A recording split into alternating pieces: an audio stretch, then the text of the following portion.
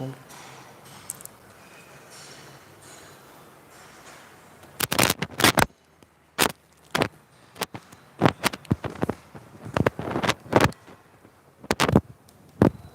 गया है स्टार्ट हो गया okay so good evening everyone welcome back to my class. आज हम लोग एक पोएम के बारे में डिस्कस करेंगे, एग्जॉस्टिव डिस्कस करेंगे। As you see John Keats ode to a nightingale a critical study. ये हमारे CSIR AP इंग्लिश सिलेबस में है। बहुत सारे टेक्स्ट है ये, तो this is the one ode that I have selected for today only. Okay, so इसमें ode to indolence, ode to psyche, ode to Grecian urn, ode to nightingale. So these are the odes that we will pick up day by day. But today we will discuss specifically on ode to a nightingale. Okay, तो सी हम लोग इसको कैसे study करेंगे? सबसे पहले तो there will be two ways to approach each and every topic. जैसे आप लोग देख सकते हैं कि John Keats ode to a nightingale, तो John Keats as a poet, John Keats as a romantic poet, that discussion is different and ode to a nightingale textual study for our exam is a different. तो आज हम लोग क्या क्या करेंगे वो मैं पहले से बता देता हूँ। Number one, we will read and analyse the poem word by word, line by line, with proper connotations and proper significance. Next, we will see some important aspects related to this particular poem. And third point is we will have some MCQ discussions. कुछ multiple choice questions है related to this poem only, that we will also cover at the end. Okay, so let us start.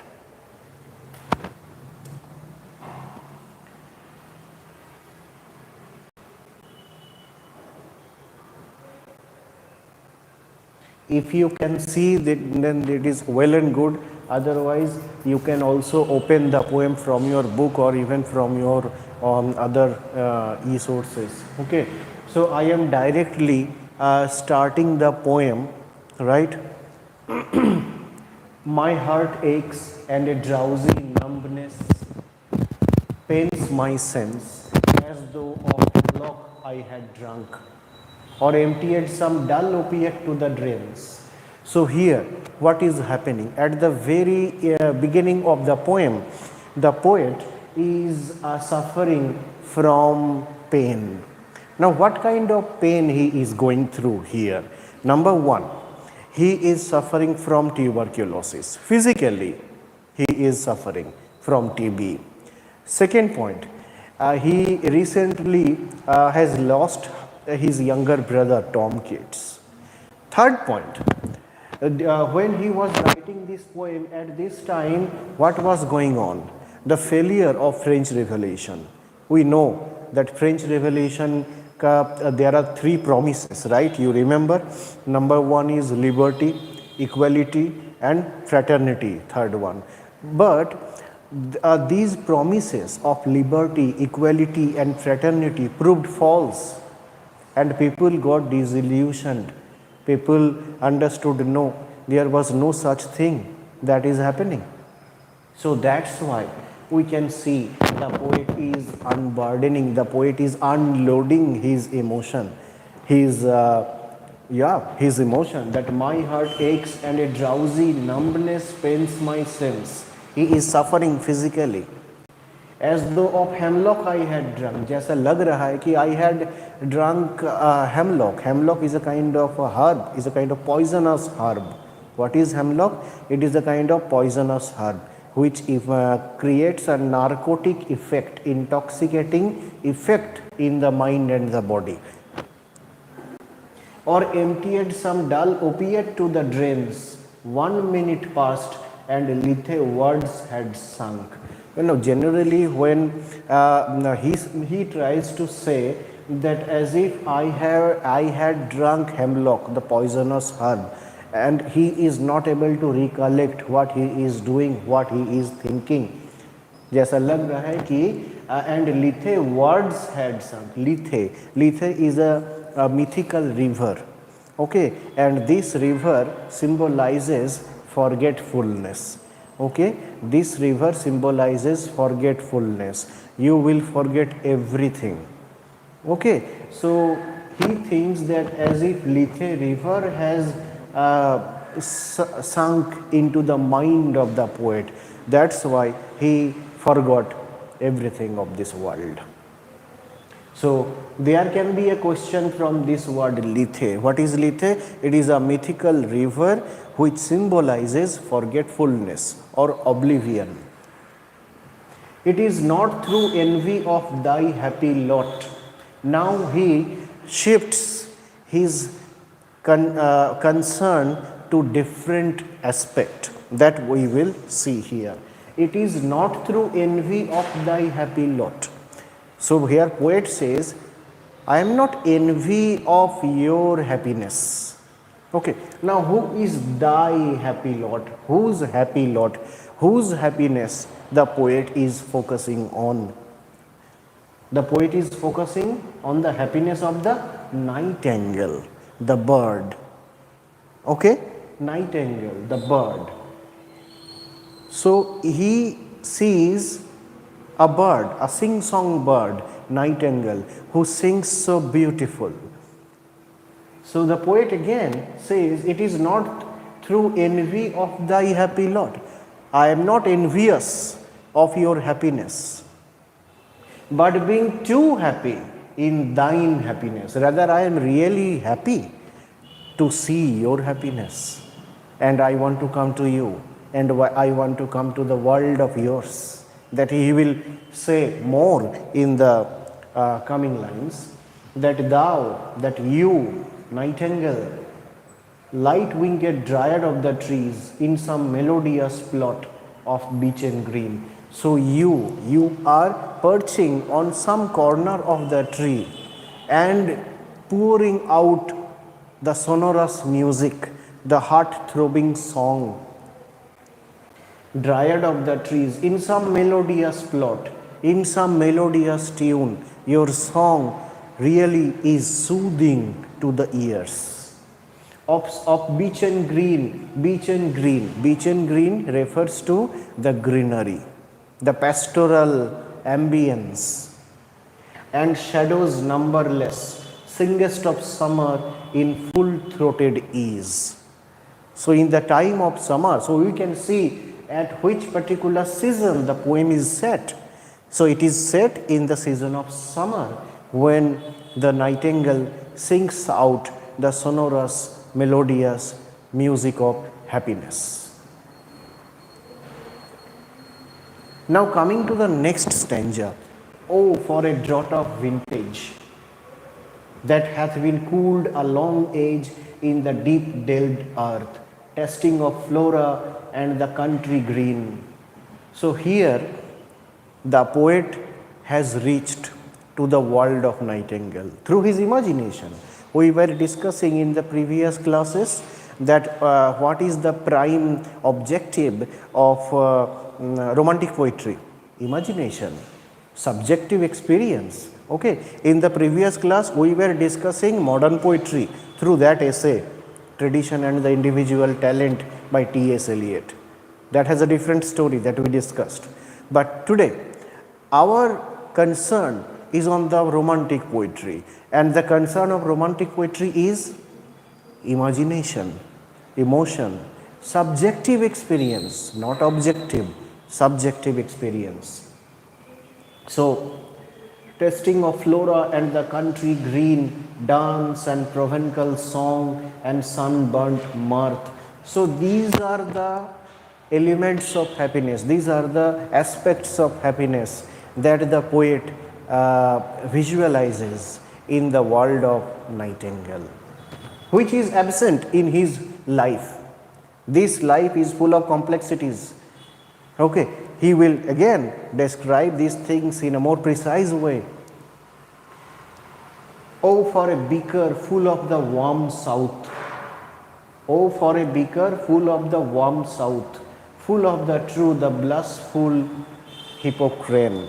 So again he refers to many classical analogies, classical mythological sources. Hippocrene refers to the fountain, right? It refers to the mythical fountain. And again, if you see, oh, for a beaker full of the warm south. So this beaker is the beaker of wine. You know, the poet means to say here that if the poet enjoys the beaker of wine, it will help him to avoid the complexity of physical life. It will keep his nerve down as he is presently. Full of the true, the blushful Hippocrene with beaded bubbles winking at the brim and purple stained mouth that I might drink. So the poet wants to drink the beaker of wine in the world of Nightingale. Why? Because he wants to get soothed through that beaker of wine. It will soothe his painful mind and body and leave the world unseen. So he might drink and leave the world unseen. He doesn't want to see what is happening in this complex world. Okay, so there is the return to nature, as Edward Albert refers in his book as one of the chapters, as romantic period, right? Why it is a return to nature? Because it is the time to go back to nature.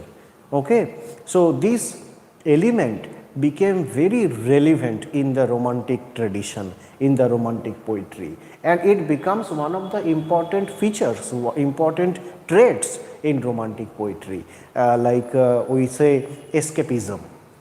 Okay, so there are a host of romantic poets like Wordsworth is there, Coleridge is there, Robert Southey and Shelley. Yeah, these are the major romantic writers, and सब लोगों के पास अपना अपना तरीका है how to write compose romantic poetry.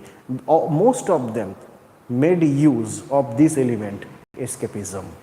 Okay, so Wordsworth made use of escapism as that treat nature as divine entity.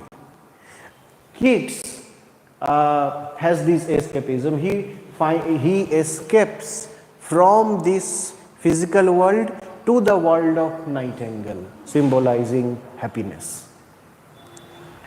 That I might drink and leave the world unseen, and with thee, with you, fade away into the forest dim.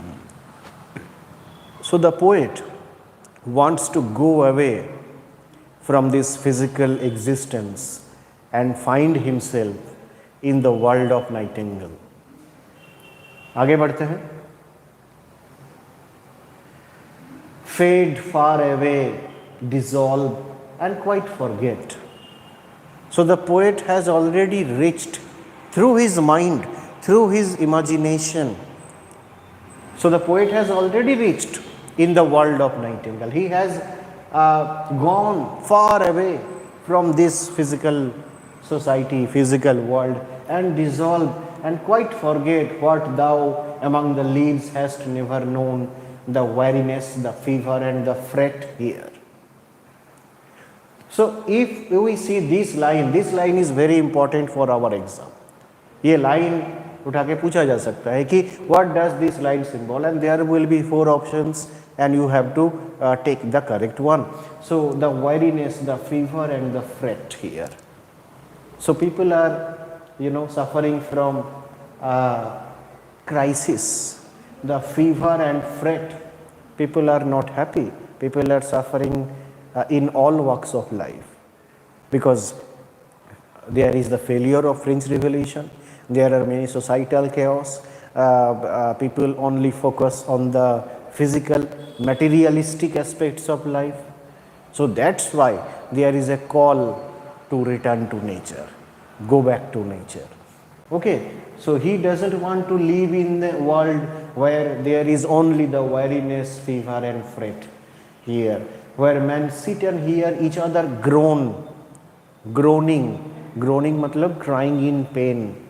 People are crying in pain. They are lamenting over the loss. Where palsy shakes a few sad last grey hairs. People are just living without any sense of life.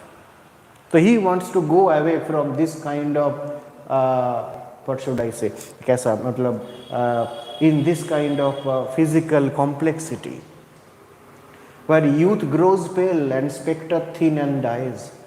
There is no value to the life of youth. Youth are dying prematurely, mentally, physically, spiritually. Where but to think is to be full of sorrow and leaden-eyed despairs. People in the romantic period are full of sorrow, so much that they are not able to uplift their eyelid. It is so heavy with their pain and pathos. Where beauty cannot keep her lustrous eyes. So people are focusing on the materialistic beauty, a beauty which is subject to die, which is not permanent, which is temporal, aaj hai kal nahi hai. But the concern for romantic poets like John Keats, specifically in this particular poem, is to find the permanent beauty, not the beauty of transience, but the beauty of permanence. But beauty cannot keep her lustrous eyes. Now the eyes look lustrous, beautiful. But that lustrous eyes will lack its glamour someday or later. Or new love pine at them beyond tomorrow. People are dying for new love, but that is always under crisis. But the poet have realized the temporal value of love, and he explores and tries to find permanent love, permanent beauty, permanent art. Okay, next stanza. Away, away, for I will fly to thee. Look at the exclamatory marks here. Away, away.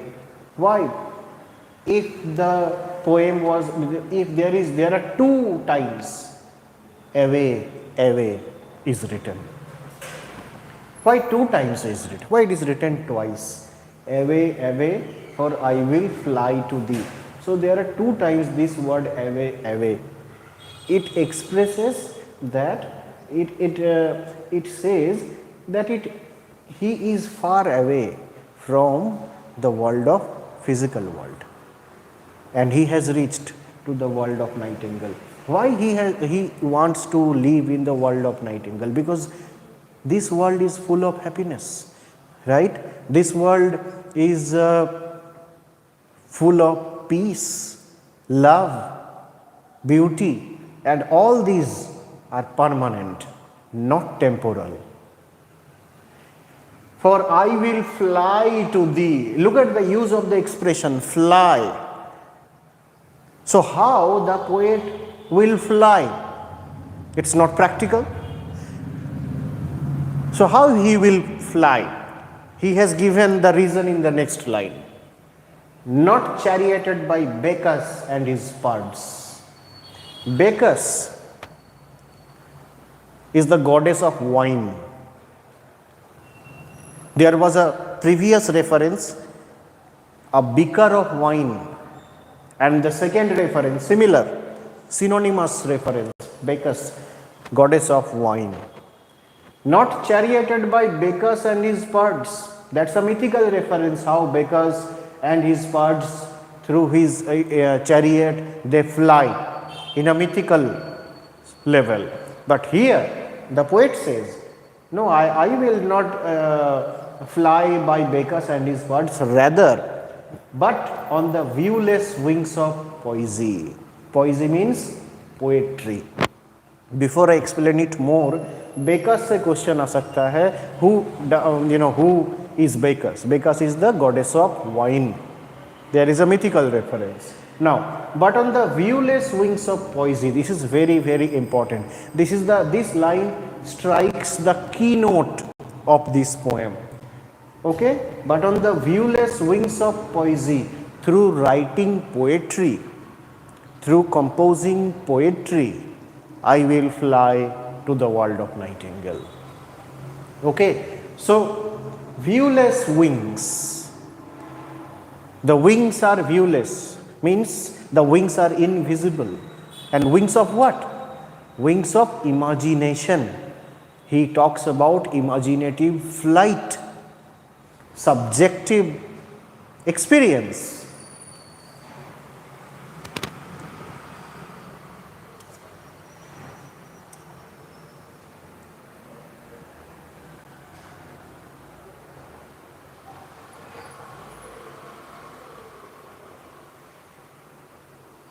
Next, though the dull brain perplexes and retards. This is the dull brain, not a very active brain. Why not active? Why it is inactive? Because the brain is loaded with weariness, fever and fret of the physical world. The brain is perplexed, complexed with many materialistic influences, and it retards. This brain is not able to function properly. Already with thee, I am already in your world of happiness. I am no more in this physical world. Tender is the night. Now he has reached through his imagination into the world of Nightingale, and he says, tender is the night. So the night is so tender in this world of Nightingale. He is describing the very appearance, right, of the Nightingale's world. The tender is the night is so tender, and happily the queen moon is on her throne, clustered around her by all her starry face. But here there is no light, save what from heaven is with the breezes blown through wondrous glooms and winding mossy ways. So here the poet describes the world of Nightingale with beauteous forms, with forms of beauty, forms of permanent, a permanent beauty, right? I cannot see what flowers are at my feet. So reaching at the world of Nightingale, he sees that I cannot see what are these flowers. These are so excellent, these are so beautiful. What are the flowers? Nor what soft incense hangs upon the boughs, but in embalmed darkness. This darkness that he is witness of, this darkness is so soothing, balm. It works like a balm. If you meet any injury, unfortunately, you apply some kind of balm or ointment onto it, isn't it? And you feel soothing experience. So similarly, by enjoying the beauty of the world of Nightingale, he says this darkness even works like a balm. Embalmed darkness. Guess it sweet, wherewith the seasonable month endows the grass, the thicket, the fruit tree wild. So he describes the beauty of nature in the world of Nightingale. White hawthorn and the pastoral eglantine, fast fading violets covered up in leaves, and mid-May's eldest child, the coming musk rose. Another important question. What are the 4 flowers mentioned in the poem Ode to a Nightingale by Keats? So these are the 4 flowers. White hawthorn. Number 2, pastoral eglantine. Number 4, violets, fast fading violets. And the last one is musk rose. 1, 2, 3, 4, musk rose. 4 flowers that are mentioned in this poem. Very important question. For informative level of question, this is important. Full of dewy wine, the murmurous haunt of flies on summer eves.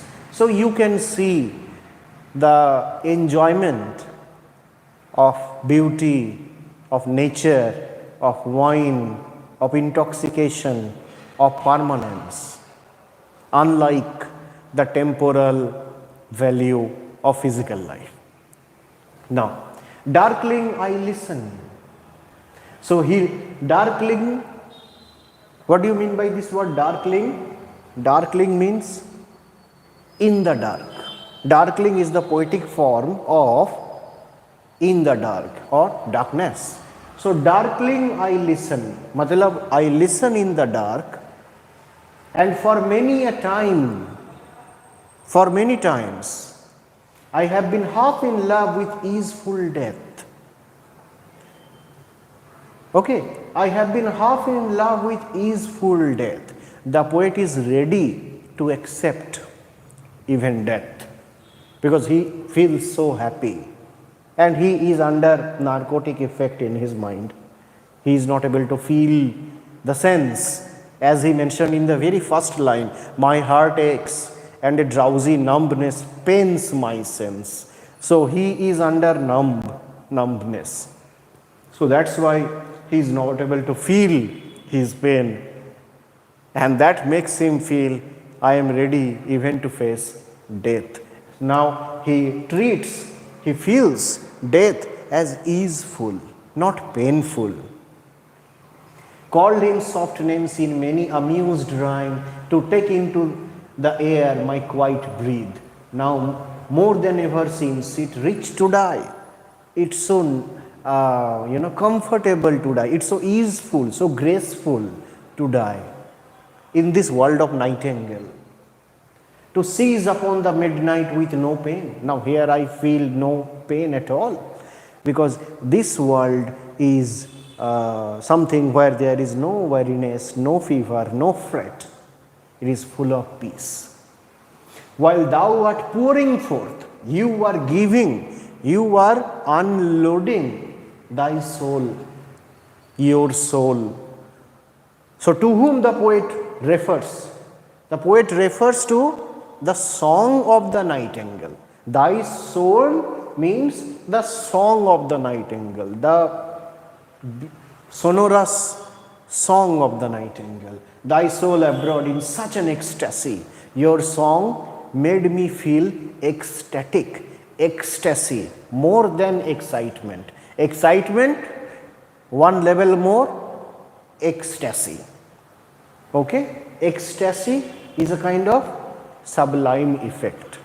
Okay? Something that is more than excitement. In ecstasy, you feel overwhelmed.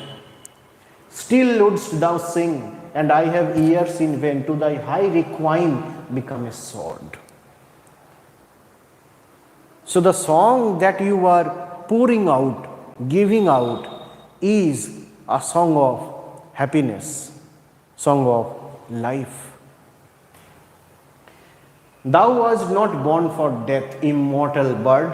Important question will come also from this line, possibly. Thou wast not born for death. You are not born for death like us, like human beings, like mortal beings. You are immortal. Immortal bird. So here the poet immortalizes the bird. Actually, if we think critically, here the poet is not immortalizing the bird, rather here the poet immortalizing the song of the bird, the permanent beauty in the song of the bird, that he immortalizes here. No hungry generations tread thee down. In this world of physical existence, people are envious of each other. Everybody wants to put you down to become higher. But nobody can treat you down, nobody can bring you down. No hungry generation tread thee down. The voice I hear this passing night was heard in ancient days by emperor and clown. Perhaps the self-same song that found a path through the sad heart of Ruth So I might have heard this same song in the ancient time also, where there is the young widow. Ruth refers to a mythical young widow who also might have sung that kind of song. When sick for home, she stood in tears amid the alien corn. So she is a mythical village young widow who is doing her duty in cultivating, harvesting things, and at that time she murmurs a song, and that is also the song of happiness plus pain. The same that oft times hath charmed magic casements, opening on the foam of perilous seas in fairy lands forlorn. But the song that he thinks is not also permanent, that he is coming to realize. Now he is coming back. Okay, now he slowly he is coming back to the grim reality, that we will see also in the next line. Now the last stanza and the most significant one. Forlorn, the very word is like a bell. Forlorn. Question may come from this line. Forlorn, the very word is like a bell. What is forlorn referred to here? So forlorn refers to sort of alienated, loneliness. The very word is like a bell. When suddenly he realizes his loneliness, and it works as a knocking bell in his mind to toll me back from thee to my soul self, and it brings me back to my reality from you. Adieu, goodbye. The fancy cannot cheat so well. This is the fancy that is happening in my mind, not in reality. The fancy cannot cheat so well, and this is also very important line. The fancy cannot cheat so well, and as she is faint to do deceiving elf, adieu, adieu. Thy plaintive anthem, plaintive, very beautiful, very sonorous. Okay, anthem. So he refers the song of the nightingale as like an anthem, the permanent beauty that it carries. Thy plaintive anthem fades past the near meadows, over the still stream, up the hillside, now it's buried deep in the next valley glades. So here the poet has come back to the reality, where the weariness, the fever and the fret reside. Was it a vision or a waking dream? Suddenly he wakes up and thinks and questions himself that was it a vision or a waking dream? He is not able to realize what he has seen, what he has experienced in his imaginative mind. Fled is that music. The music is no more. Do I wake or sleep? So, most of the romantic poems, always end with a sense of interrogation. And here also we see, do I wake or sleep? So this is the poem of the dichotomy between transience and permanence. That is one of the major issues reflected in this poem. Okay, and there is a reference. Charles Hermitage Brown, Keats was not, while composing this poem, Keats was not at his own home, he was at his friend's place. Okay, and what was the name of his friend? Important question. Charles Hermitage Brown, with whom Keats was then living in Hampstead.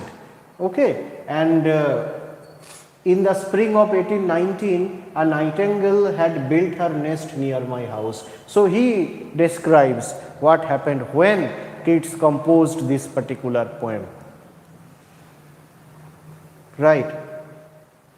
Now, This is the textual understanding of the poem. There are certain stanzas and we see. So, how many stanzas are there? I think 4 stanzas, right? No, 8 stanzas are there. This is also important, that how many stanzas are there in this poem? 8 stanzas. Okay. Now, I will have a more critical understanding of the poem with you. Okay. So, let us see. Now, so this is a romantic poetry and we will see some literary context, okay, and you already got to know, most of the times I said this thing, that the emphasis was placed more on emotion, imagination and nature. These are considered the sources of inspiration, okay. So, subjective experience, personal experience, right, that is there, and this romantic imagination was already there in the Elizabethan sonnets, if you remember, okay. So, this romantic tradition is influenced by those Elizabethan sonnet sequence tradition, especially by Philip Sidney, right, who wrote Astrophel and Stella, and one of the poem in the collection Astrophel and Stella is Loving in Truth. And if you remember the last line of Loving in Truth, look in thy heart and write. So, look into yourself and write what comes through your heart. So, imagination is the key to romantic poem, and that also we see in here with more intellectual and polished forms. Now, another important question that comes most of the times in SET, in ECG SET, in NET exam, in PSCs, in states of different states, this question came many times. Negative capability. What is negative capability? It involves remaining in uncertainties. It means embracing mysteries and doubts without needing facts. It was very necessary. Why, Keats invented such kind of device, poetic device, negative capability, because it was very important for poets like him to make use of negative capability. That since we are living in this complex world where weariness, fever, fret only resides, so we need to remain in uncertainties without having logical concern to it. Let us enjoy the mystery of uncertainty. Then you will be able to escape this drudgery of life and find beauty, permanence in the world of Nightingale. Okay. So, that is why he says that it involves remaining in uncertainties.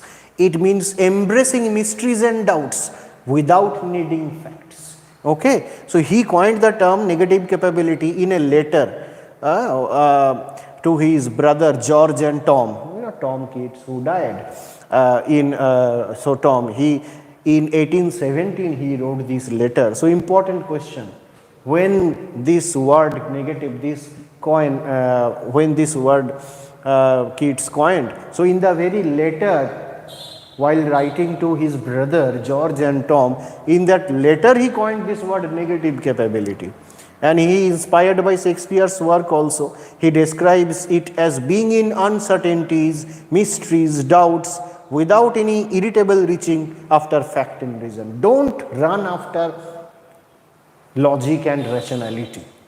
You have to suspend the logical madness. Just embrace, enjoy remaining in uncertainties. So, this is what negative capability is about, given by Keats. So, we see many examples in the poem of negative capability, right. He is not able to see anymore. He has reached already in the world of Nightingale. He is the witness of beautiful flowers, sky, and a lot of natural phenomena that he is the witness of, and he is enjoying it. But actually he is, in reality, he comes back also later, but he enjoys. So it is the negative capability of the poet who that enables him to enjoy the mysteries, the beauties. Okay, so this is what we need to understand. Negative capability, very, very important question. Now, in the stanza 1 we have seen, so the stanza 1, the poet feels numbness and pain. Okay, but immediately he says, no, no, no, I am not envy of thy happy lot, but being too happy in thine happiness. Okay, so this is how it expresses the first stanza. Then yearning for oblivion and escape from life suffering. He yearns for Lethe. Lethe is a river for forgetfulness. As if Lethe river would come and sunk in his mind, so that he will forget everything. And it would help him to avoid all this drudgery of life, all the pain and pathos of life. Now next we see sorrows of the world like weariness, fever and fret. These are the sorrows. I explained it. Now desire to fade away with the nightingale. Now his escapism is to go away and away, I will fly to thee. Right? So there is a desire to fade away, to escape into the world of nightingale. Sensory immersion in the dark forest, that he sees, kind of sensory experience. Okay, when contemplation of death and the kind of happiness that he experiences in the world of nightingale makes him feel ready to accept the death, because it is easeful now for him, not painful. Okay, now the next stanza, nightingale's song.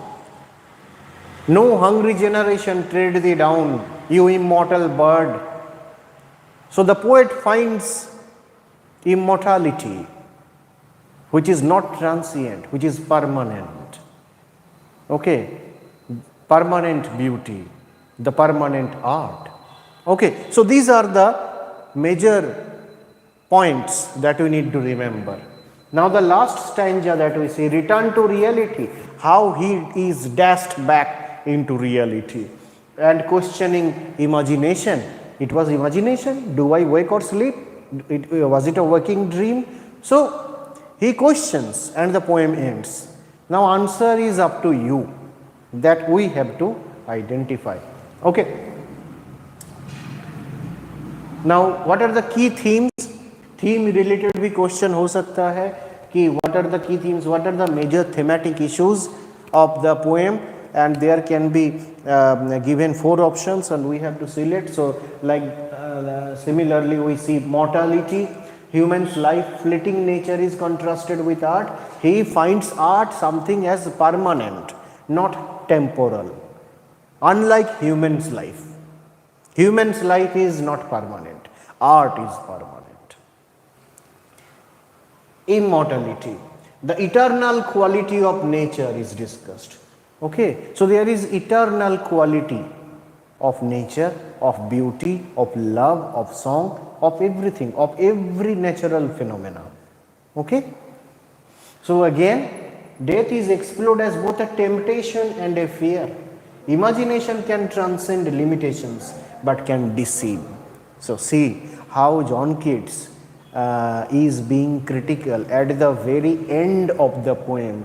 He makes use of this poetic device, imagination, for his poetry, but at the end he shows his critical bent of mind, his criticism towards that device, imagination. But he has not given any kind of fixed solution. Okay, so this is how the poem ends. Now, lot of symbolisms, lot of mythical sources are related in this poem. Nightingale, which represents beauty, the ideal world, then flowers. What are the 4 flowers? Very important question. White hawthorn, eglantine, musk rose, violets. So these are the 4 flowers that are very important. And those 4 flowers are in the world of Nightingale, and it shows beauty and life, permanence. Then wine again represents escape. So he refers, number 1 is beaker of wine, number 2 he refers to the mythical goddess Bacchus, goddess of wine. So wine enables him to escape from the weariness, fever and fret life to the world of Nightingale, where only beauty and happiness resides permanently. So this is the structure and form of the poem. Okay, now you have to see each stanza has 10 lines with a specific rhyme scheme, and we have to remember this rhyme scheme for informative question. Now what meter? Iambic pentameter. Okay, this whole poem is written in a iambic pentameter. Iambic means iambus, unstressed stress, unstressed stress. Okay, and pentameter means there will be 5 syllable. That is iambic pentameter. Remember this poem is written in iambic pentameter. Now shift in tone. There is a shift in tonality throughout the poem. Okay, from weariness to exploration of mortality. Now another poetic device that is used in this poem, that is called enjambment. Enjambment creates flow mirroring the speaker's thoughts. Okay, enjambment is the poetic device. It's a kind of figure of speech. Yeah, it's a kind of poetic device which shows the flow of the art while discussing the speaker's thoughts. That is enjambment. So definitely the whole poem is the thought of the poet. Okay. Now there are many views that are coming about this poem in the modern literature, in the modern criticism, that also we need to keep in mind. There are mixed reactions. Some praised beauty, others questioned sentimentality, because these are interpretations. These are not universal judgments, remember. Okay, so these are just interpretations. Some critics opine that this poem is full of sentimentality. We should not sentimentalize over things. Okay, so that is one important point that we need to know. Okay, we should not be blindly followed by the poet's thoughts. Yes, of course, we will acknowledge the poet's views, definitely, but at the same time we have to get updated with others' opinions about the author and his poem.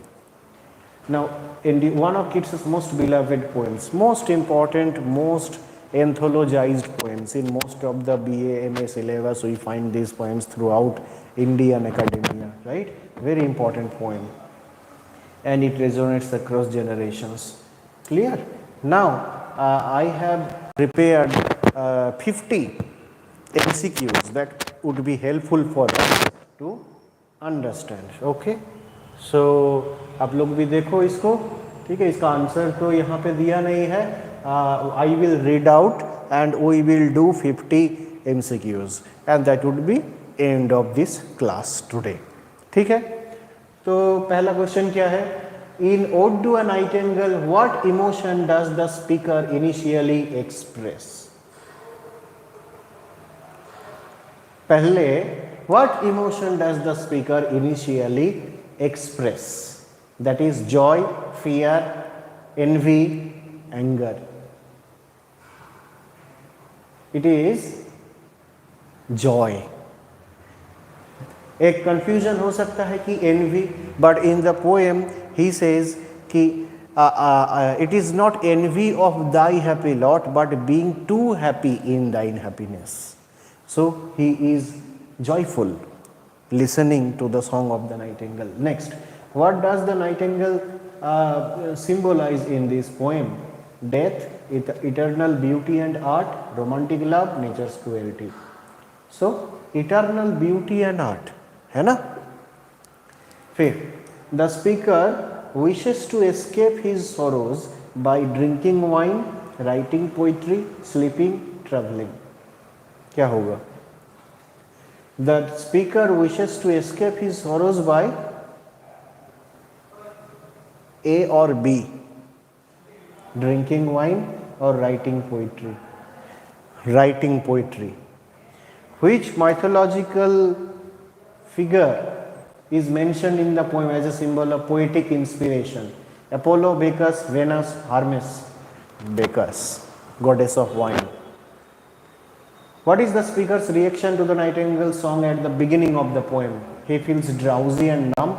He becomes angry and restless. He dances joyfully. He falls asleep. कौन सा होगा? Speaker's reaction to the nightingale song.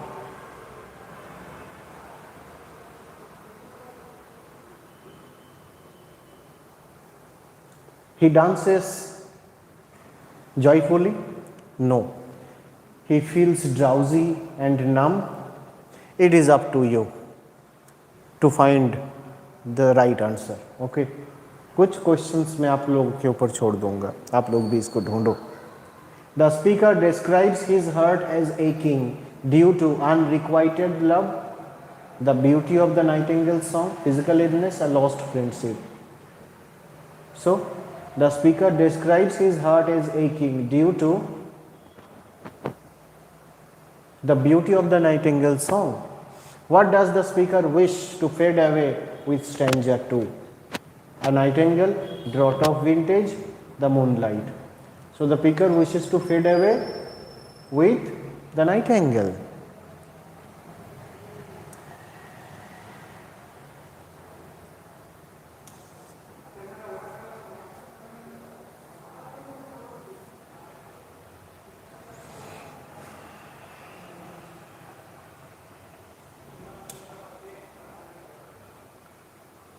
Okay, so जितने सारे भी MCQ questions है मैं ये group में डाल दूंगा, आप लोग इसको सॉल्व कीजिए, फिर नेक्स्ट वीडियो में मुझे बताइएगा कि कौन सा आंसर क्या सही है. Okay, so there are 50 questions and you will solve all these questions, right? In the next class I will come with some new topic. Okay, maybe another ode. So this is ode to a nightingale. Okay, मैं आज क्या क्या discussion किया थोड़ा revise कर देता हूँ. Number 1, we have done the textual analysis of the poem Ode to a Nightingale. Okay, and the critical issues and aspects about that poem and some important questions. अभी आज यहीं पे क्लास ख़त्म करना पड़ेगा, ठीक है, लेकिन मैं ये 50 क्वेश्चन में शेयर कर दूंगा ताकि आप लोग इसको अच्छे से कर पाए. लेकिन इसमें और 2 पॉइंट बाकी है. Number 1, John Keats as a romantic poet. In general हमें वो स्टडी करना पड़ेगा. Apart from this ode to a nightingale और क्या क्या आइडियाज़ है, क्या क्या एस्पेक्ट्स है related to John Keats, other works क्या क्या है, पब्लिकेशन डेट क्या है. Okay, so we have to cover all those things also. Another point is literary form point of view से अगर देखा जाए तो ओड के बारे में वो एक दूसरा एक डिस्कशन हम करेंगे. ओके, तो जो भी होगा that would be in exhaustive manner, nothing will go skipped, कुछ भी स्किप नहीं जाएगा. तो पोएम से मैक्सिमम क्वेश्चंस यहाँ पे जो 50 क्वेश्चन है it will cover the whole text, but we will discuss John Keats as a romantic poet. It will take another class and also ode literary form with it. Okay, जैसे tragedy के बारे में हम लोग discuss किए थे, तो बाद में हम ओड के बारे में भी डिटेल्ड डिस्कशन करेंगे. ओके, तो ठीक है, आज के लिए इतना ही. आप लोग जल्द से जल्द KTS ज्वाइन कीजिए. ठीक है, आज के लिए इतना ही. Thank you so much.